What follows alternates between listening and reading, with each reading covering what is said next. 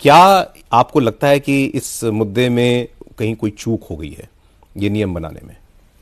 एक पक्षी होता है फ्लेमिंगो, जरूर नाम सुना होगा। हाँ जी, हाँ जी।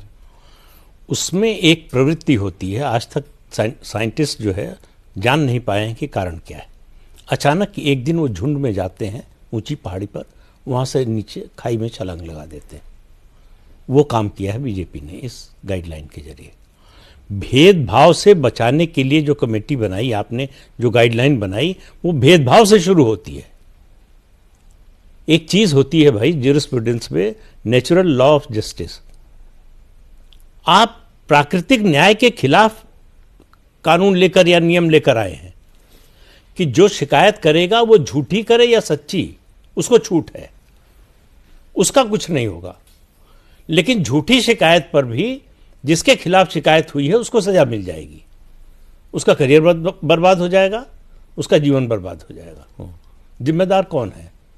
धर्मेंद्र प्रधान आजीवन मंत्री नहीं रहने वाले हैं, किसी के खिलाफ नहीं होने देंगे। अरे आप आज हैं, चलिए मान लेते हैं कि आप अभी नहीं होने देंगे, आप जिस दिन नहीं रहेंगे उस दिन क्या होगा?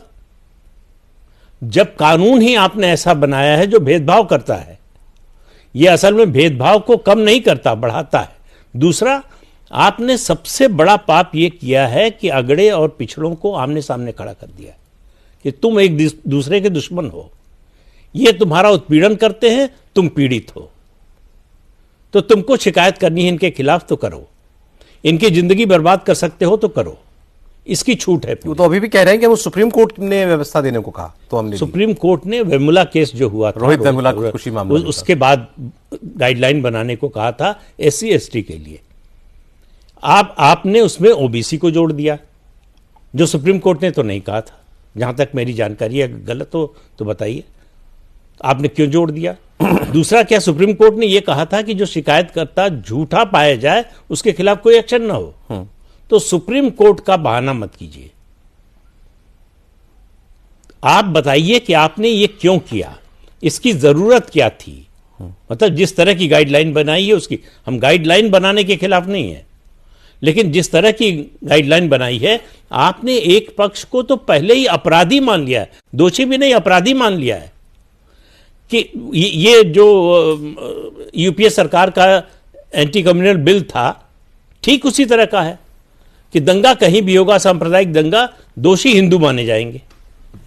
यहां आपने कहा कि भेदभाव किसी के खिलाफ कोई करे, दोषी जो है वो सवर्ण माने जाएंगे। ठीक है, ये नियम कैसे चल सकता है? और ये स्टूडेंट्स पर, टीचर्स पर, सब पर लागू होता है भाई। प्रिंसिपल पर, सब पर स्टूडेंट टीचर के खिलाफ, टीचर जो VC के खिलाफ, VC टीचर के खिलाफ, कोई किसी के खिलाफ कर सकता है। और जो गलत किसी ने अगर ये शिकायत की है तो उसकी न जांच होगी न सुनवाई होगी। और हमारे यहाँ जो ज्यूरिस्प्रूडेंस का सिस्टम है, न्याय का जो सिस्टम है, वो मल्टी लेयर है।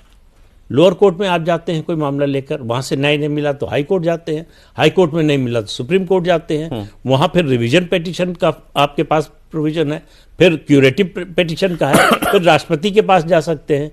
यहां हजारों कॉलेज और यूनिवर्सिटीज अब सरकारी और प्राइवेट मिलकर हो गए हैं देश में, एक कमिटी होगी नेशनल लेवल पर, एक इंस्टीट्यूशन में एक कमिटी होगी। हाँ। तो अब आप देखिए कि कितने और ये प्राइवेट पर लागू होगा, सब पे लागू होगा।